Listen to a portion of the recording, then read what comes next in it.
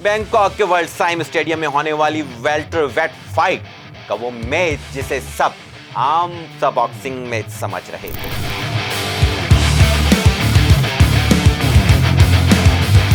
किसी को क्या खबर थी कि ये रिंग चंद लम्हों में सियासत, जज्बात और बदले का मैदान जंग बनने वाला है।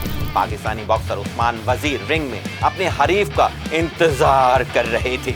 बस जैसे ही भारतीय हरीफ S1 रिंग में उतरा, उस्मान वजीर को यूं लगा जैसे मोदी खुद दस्ताने पहन कर आ गया हो। बस फिर क्या था, गुस्से और बदले की आग में आंखों से अंगारे बरसने लगे। ओए मोदी, ये ले हमारे कश्मीरी भाइयों के आंसुओं का बदला, ये ले समझौता एक्सप्रेस में शहीद हमारे भाइयों का बदला, ये सीधे हाथ का मुक्का पाकिस्तान को धमकियां देने का बदला। गोया हर मुक्का गोया नारे मस्ताना बन चुका था। उस्मान ने मोदी के मुंह पे तबले जंग बजा दिया था।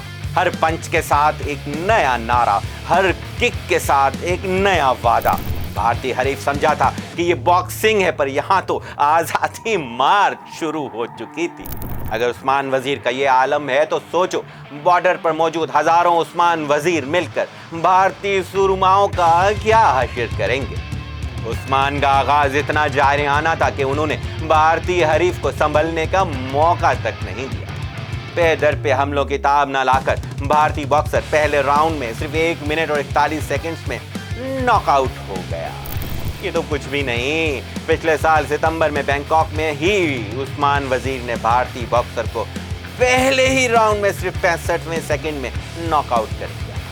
आलमी यूथ चैंपियन पाकिस्तान के उस्मान वजीर ने कैरियर की 17वीं इंटरनेशनल फाइट जीती और वो अब तक नाकाबिले शिकस्त है। उस्मान वजीर की फतेह पे उनके आबाई गांव अस्तूर में जश्न मनाया गया। उस्मान वजीर के वालिद का कहना है कि उस्मान की कामयाबी पूरी कौम की कामयाबी।